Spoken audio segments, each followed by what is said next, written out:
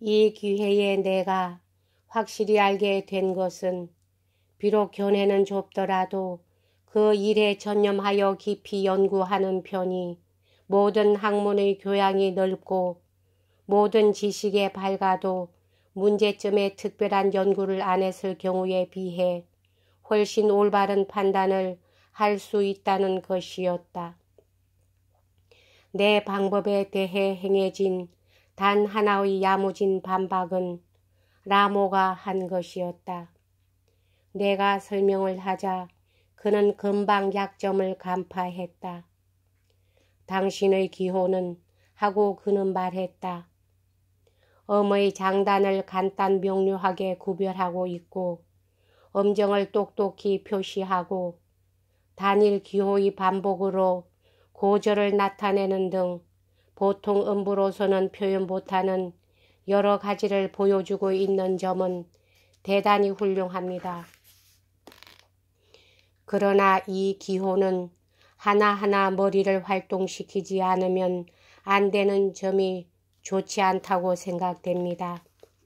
이래서는 머리가 연주의 속도를 따라가지 못합니다.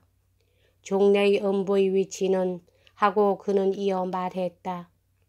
이렇게 머리를 쓰지 않더라도 저절로 눈으로 읽어집니다.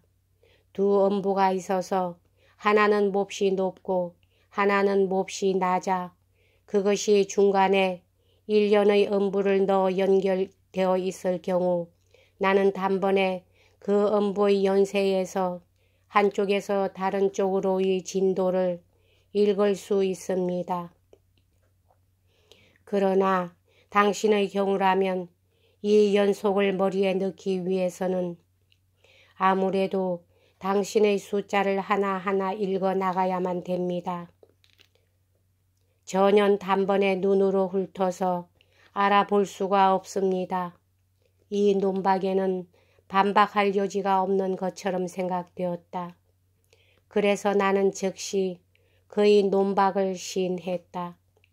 이 논박은 매우 간단하고 분명한 것이지만 이 정도의 것을 선뜻 말할 수 있다는 건 상당히 그 계통에 숙련되지 않으면 안 되는 것으로 아카데미 회원 중 그 누구에게도 이런 생각이 떠오르지 않은 것은 별로 이상할 것은 없다.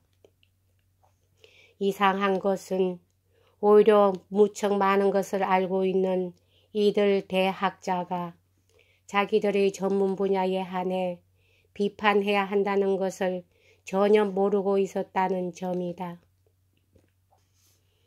이 위원들과 또 다른 아카데미 회원을 종종 방문했으므로 파리 문학계의 가장 저명한 모든 사람들과 사귀게 되었다.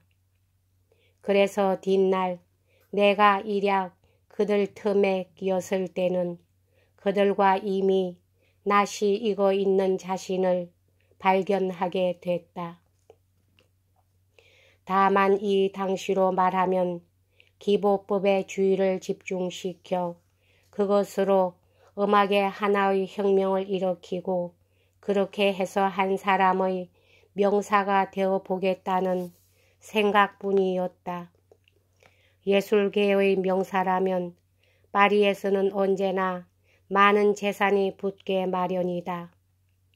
내 저술을 세상에 내놓기 위해 나는 방에 들어박혀 2-3달 비할 것이 없을 만큼 열심히 예의 아카데미에서 읽은 논문을 고쳐 쓰기 시작했다.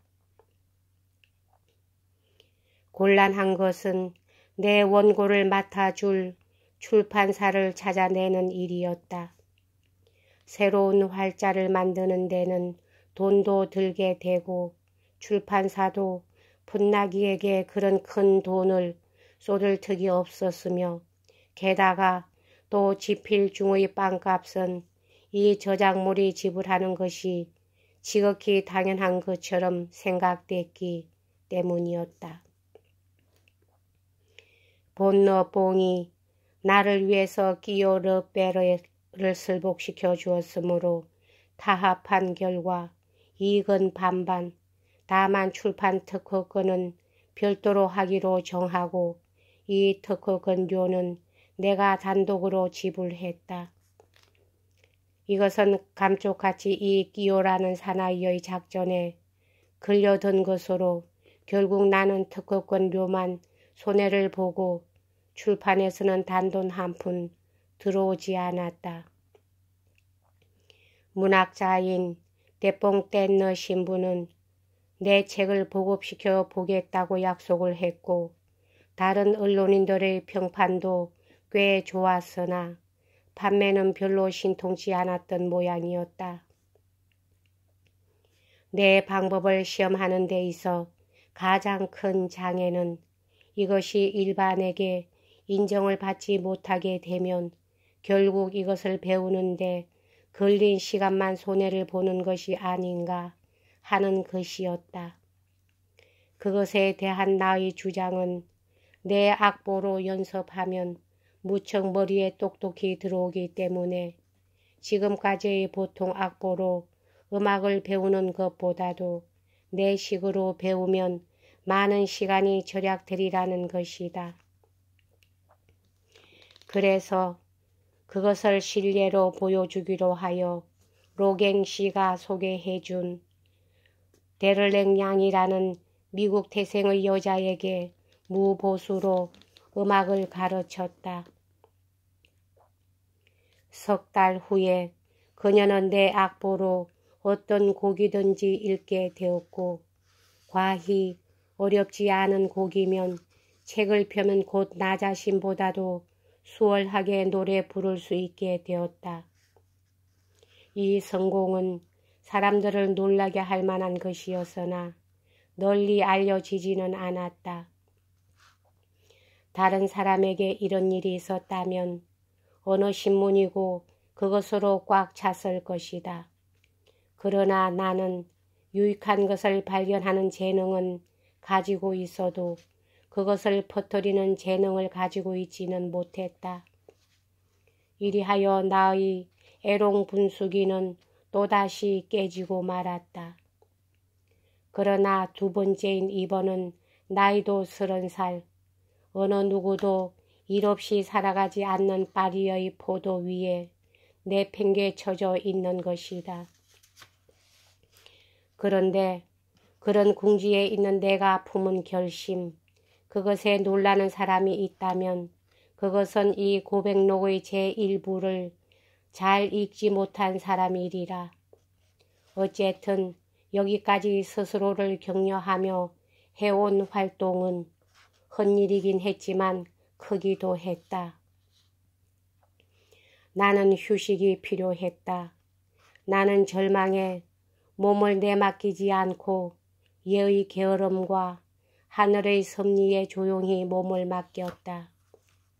그리고 운명에 그 일을 할 여유를 주기 위해 아직 남아있는 얼마 안 되는 금화를 천천히 까먹기로 하고 한가한 오락을 위해 비용은 아주 없애버리진 않고 제한했다. 카페에는 이틀에 한 번만 간다. 극장에는 일주일에 2번만 간다 하는 식으로 정했다. 장부에게 지불할 돈 때문에 절약을 할 필요는 없었다. 그런 것에는 평생 한 푼도 써본 일이 없었다.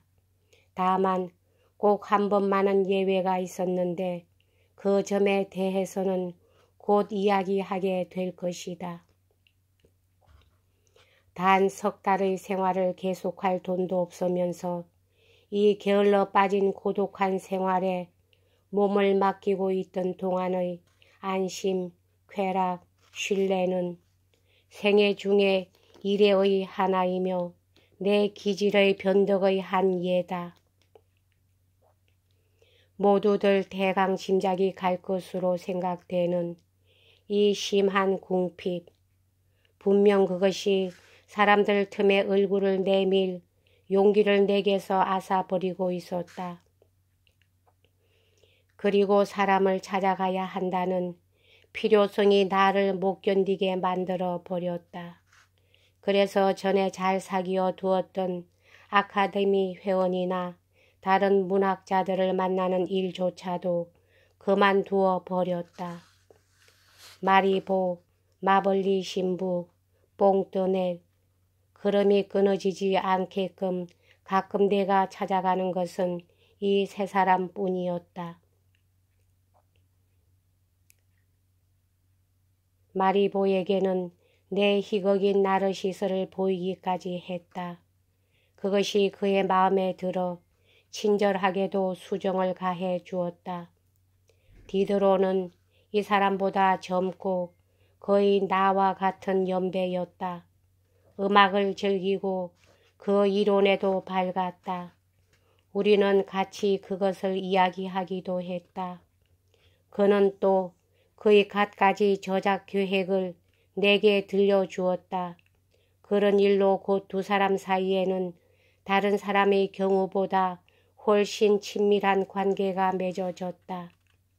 그것은 15년이나 계속되었다. 그리고 불행하게도 그것은 분명 그 때문으로 그렇게 된 것이지만 내가 그와 같은 직업에 몸을 담지 않았던들 아마 이 친교는 지금도 계속되고 있을 것이다. 여기까지 하겠습니다.